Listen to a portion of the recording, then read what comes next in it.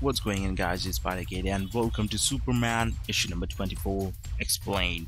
So I'm gonna read this one from Wayside DC Comics and I'm gonna let you guys know about my thoughts about this comic book and everything. So before that, let's read it.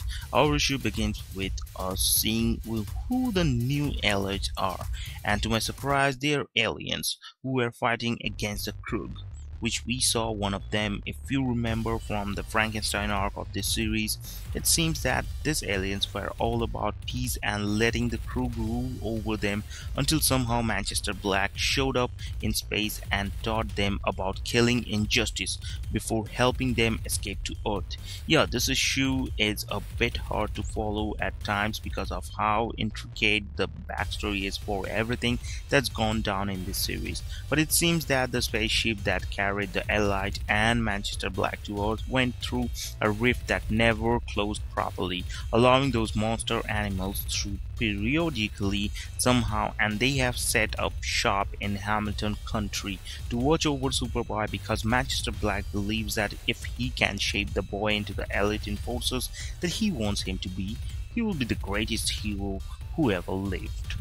We get a lot of this backstory after Manchester Black makes himself known to Superman, and after whooping Superman's ass for a bit, we see Black uses his psychic powers to bring the inner workings of their complex to the surface, including the stasis tubes we saw all our previous guest stars of this book residing in. Manchester Black plans on having John turn into the dark side by talking shit about his father's methods of justice, and by having the young boy execute the Krug alien we saw earlier in the series. Thankfully, Cobb and Kathy show up and make sure that we know that they are redeemable characters by trying to stop Black, but they are quickly dispatched by our villain, where it looks like Cobb might have died. In the end, Manchester Black turns screwed up by beat by bringing all those stasis tubes up because now Superman has backup after he revives Batman, Robin, Frankenstein and the Bride. But maybe Manchester Black was ready for this because using that black ooze that I'm not really certain of how it works, he has Superboy go and bad and brainwashed and the Elite backing him up. Superman might need to call in more backup for this father-son's quarrel.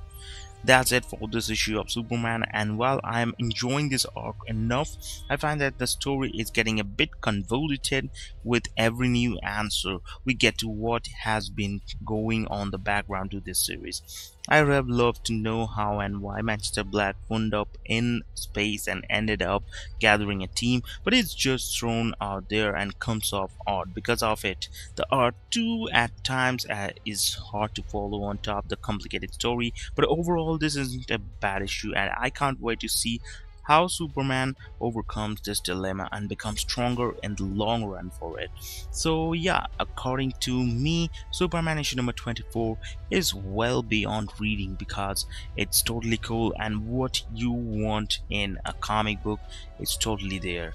You need action, you need the storyline, you need characters, and that's all are in there in Superman issue number 24, because at the last point when Superboy is turning, that John is turning to a black Superboy, that scene is horrible and awesome in the same time. That is totally enjoyable and that is totally amazing. So that's why what we can say at the end point, the end page is super cool. That is Superboy is coming with a fist on his hand towards Superman, and that is going to be fine when next one is coming, Superboy Black. So I hope you guys have enjoyed this video. Don't forget to leave a like and subscribe for more amazing shows, and yeah, let me concentrate on my movies and popcorn because today is Sunday and I'm gonna see one movie, and until then you guys also enjoy and let me know your comments.